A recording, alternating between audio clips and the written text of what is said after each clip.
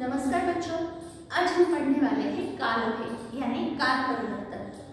हम जब व्यवहार में शब्दों का प्रयोग करते हैं, भाषा का प्रयोग करते हैं, एक दूसरों के साथ संवाद करते हैं, तो हमें वहाँ काल का प्रयोग करना ही पड़ता है। हम समझते नहीं हैं बोलते वक्त, लेकिन उसमें हर एक काल का हम प्रयोग करते हैं। वही काल आज हम पढ़ने वाले हैं। कालभेद यानी काल के प्रकार, काल परिवर्तन यानी किस तरह से काल का परिवर्तन हम एक काल से दूसरे काल में करते हैं। सबसे पहले तो हम काल भेद किसे कहते हैं कि क्रिया के जिस रूप से कार्य के समय का बोध होता है उसे हम काल कहते हैं।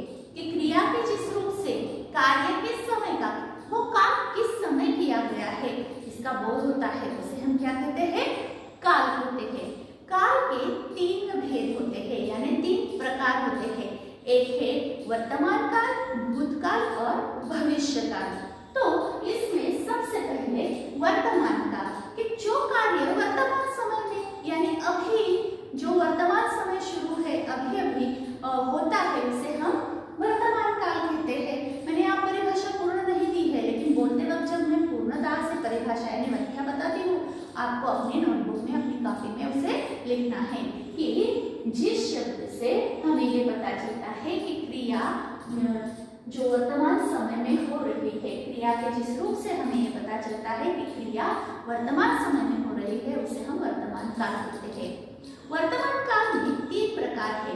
एक है सामान्य वर्तमान काल, अपूर्ण वर्तमान काल और तीसरा है पूर्ण वर्तमान काल।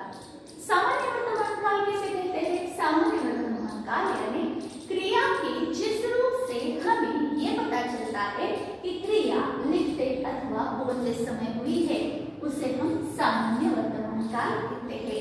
फिर से एक बार सुनिए कि क्रिया के जिस रूप से हमें ये पता चलता है कि कार्य या क्रिया लिखते अथवा बोलते समय हुई है उसे हम सामान्य वर्तमान काल कहते हैं। सामान्य वर्तमान काल की सबसे बड़ी पहचान यहाँ ये जो मैंने अंडरलाइन किया है, अधोरेखित किया है, वो होती है वो शब्द खेलते, खाता। कि यहाँ उदाहरण देखेंगे, बच्चे खेलते हैं, कि बच्चे खेलते हैं ये सामान्य रूप है। मैं खाना खाती हूँ, ये जो है सामान्य रूप है, मैं खाना खाता हूँ या खाती हूँ। तो यह सामान्य वर्तमान काल में करते हैं, आते हैं, जाते हैं, खाती हूँ, देखती हूँ, ये जो सारे वाक्य है ये सामान्य वर्तमान काल के हैं। मैं टीवी देखता हूँ, मैं खाना खाती हूँ, माँ खाना पकाती है, हम पढ़ाई करते हैं, ये सब सामान्य वर्तमान काल। अब अपूर्ण वर्तमान काल, अपूर्ण वर्तमान काल किसे कहते हैं कि क्रिया के जिस रूप से हमें ये पता चलता है कि क्रिया वर्तमान समय में पूर्ण नहीं हुई है, अपूर्ण रही है, अधूरी रही है, उसे हम अपूर्ण वर्तमान काल कहते हैं। इसे कहते हैं कि क्रिया वर्तमान समय में पूर्ण नहीं हुई है उसे हम क्या कहते हैं, अपूर्ण वर्तमान काल। यहाँ इसके उदाहरण देखेंगे कि बच्चे खेल रहे हैं, मैं खाना खा रही हूँ, ये रहा है, रही हूँ, रहे हैं, ये अपूर्ण वर्तमान काल में सबसे बड़ी पहचान है कि बच्चे खेल रहे हैं, खाना खा रही हूँ, हम टीवी देख रहे हैं, माँ खाना पका रही है, हम स्कूल जा रहे हैं, हम पढ़ाई कर रहे हैं। यहाँ जहाँ क्रिया पूर्ण होती नहीं दिखाई देती वहाँ अपूर्ण वर्तमान काल होता है। अब पूर्ण वर्तमान काल, पूर्ण वर्तमान काल किसे कहते हैं कि क्रिया के जिस रूप से हमें ये पता चलता है कि क्रिया अभी पूर्ण रूप से खत्म हुई है उसे हम पूर्ण वर्तमान काल कहते हैं। जैसे बच्चे खेले हैं, मैंने खाना खाया है, मैंने टीवी देखा है, माँ ने खाना पकाया है, हम स्कूल गए हैं, यानी यहाँ क्रिया पूर्ण हुई है तो इसे हम कहेंगे पूर्ण वर्तमान काल। अब देखिए दूसरा प्रकार देखते हैं भूतकाल। अब भूतकाल किसे कहते हैं तो जिस क्रिया से हमें ये पता चलता है कि क्रिया बीते हुए समय में हो गई थी। जिस क्रिया से हमें क्या पता चलता है कि जो क्रिया बीते हुए समय में हुई थी यानी गुजरे हुए समय में हुई थी, गुजरे हुए समय में होती है उसे हम क्या कहते हैं, भूतकाल कहते हैं। तो भूतकाल के भी तीन भेद है, तीन प्रकार है, सामान्य भूतकाल, अपूर्ण भूतकाल और पूर्ण भूतकाल। सामान्य भूतकाल में हम क्या कह सकते हैं कि जो क्रिया लिखने अथवा बोलने से पहले संपन्न हुई है, समाप्त हुई है, समाप्त होती है, उसे हम क्या कहेंगे कि सामान्य भूतकाल। उदाहरण, बच्चे खेले, मैंने खाना खाया। सामान्य भूतकाल का ये विशेष है बच्चों कि यहाँ हम था, थी, थे या है ये कुछ भी नहीं लगाते हैं, तो हम वर्तमान काल में लगाते हैं, इतना ध्यान रखना है। और सामान्य भूतकाल एकमेव ऐसा काल है जहाँ आगे था, थी, थे कुछ भी नहीं लगता, आगे हमें कुछ भी दिखाई नहीं देता। और बच्चों कहानी लेखन हो और हम वृत्तांत लेखन लिखते हैं, उसके लिए हमें भूतकाल की बहुत ज्यादा जरूरत पड़ती है। उसमें भी हम सामान्य भूतकाल ज्यादा प्रयोग करते हैं। जैसे विज्ञान की प्रदर्शनी के लिए हम अगर लिख रहे हैं तो हम ग्राउंड पर जमा हो गए, यानी ये सामान्य भूतकाल। बच्चों ने अलग अलग प्रयोग लगाए। इस तरह से अगर कोई हमारा अतिथि बोल रहा है तो हम क्या कहेंगे, जब हम लिखते हैं तब हम क्या कहते हैं, कैसे लिखते हैं भूतकाल में कि उन्होंने कहा कि, इस तरह से। ये हम सामान्य भूतकाल, ये भूतकाल के तीनों रूप हम कहानी लेखन और वृत्तांत लेखन में इस्तेमाल करते हैं। तो इतना याद रखना, सामान्य भूतकाल में आगे था, थी, थे नहीं लगता। बच्चे खेले, मैंने खाना खाया, माँ ने खाना पकाया, मैंने टीवी देखा। इस तरह से हम सामान्य भूतकाल कह सकते हैं। उसके बाद अपूर्ण भूतकाल, यानी बीते हुए समय में क्रिया जो पूर्ण नहीं होती है।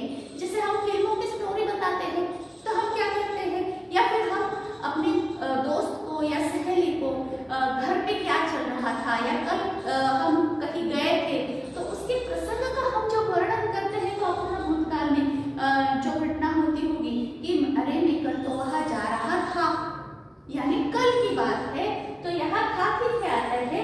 लेकिन यहाँ बच्चे खेल रहे थे, मैं खाना खा रही थी, ये रहा, रहे, रही, ऐसे ही आता है जैसे वर्तमान काल में। सिर्फ फर्क इतना है कि ये भूतकाल का रूप जो है था, थी, थे यहाँ लगता है कि बच्चे खेल रहे थे, माँ खाना पका रही थी।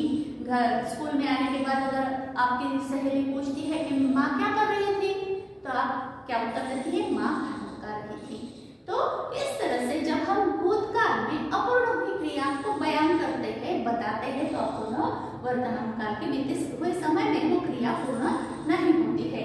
आगे पूर्ण भूतकाल के बीते हुए समय में क्रिया पूर्ण हो गई थी, तो वहां हम क्या कहेंगे कि बच्चे खेले थे, मैंने खाना खाया था, पहले खाया था, कल खाया था, लेकिन आज अभी खाना है, तो मैंने खाना खाया था। हम बाहर गए थे, हम घूमने गए थे, मैंने कल टीवी देखा था। यानी जब बीते हुए समय में क्रिया पूर्ण हो जाती है तो उसे हम क्या कहते हैं, पूर्ण भूतकाल। तो ये है भूतकाल के तीन रूप, जो है सामान्य भूतकाल, अपूर्ण भूतकाल और पूर्ण भूतकाल। अब हम देखते हैं भविष्यकाल। सबसे पहले देखेंगे भविष्यकाल किसे कहते हैं, कि भविष्यकाल यानी जो क्रिया आने वाले समय में होने वाली है, कि आने वाले समय में जो क्रिया होगी उसे हम क्या कहते हैं, भविष्यकाल। भविष्यकाल के भी तीन भेद है, तीन प्रकार के, सामान्य भविष्यकाल, अपूर्ण भविष्यकाल और पूर्ण भविष्यकाल। सामान्य भविष्यकाल किसे कहते हैं, कि क्रिया लिखने अथवा बोलने की क्रिया जो है आने वाले समय में होने वाली है। लिखने या बोलने की क्रिया, जो कार्य की क्रिया है, वो आने वाले समय में। उदाहरण, बच्चे खेलेंगे, अभी खेले नहीं है, खेलेंगे। मैं खाना खाऊंगी, अभी खाया नहीं है, मैं खाना खाऊंगी। इस तरह से जब आने वाले समय में वो क्रिया होगी, ऐसा हमें पता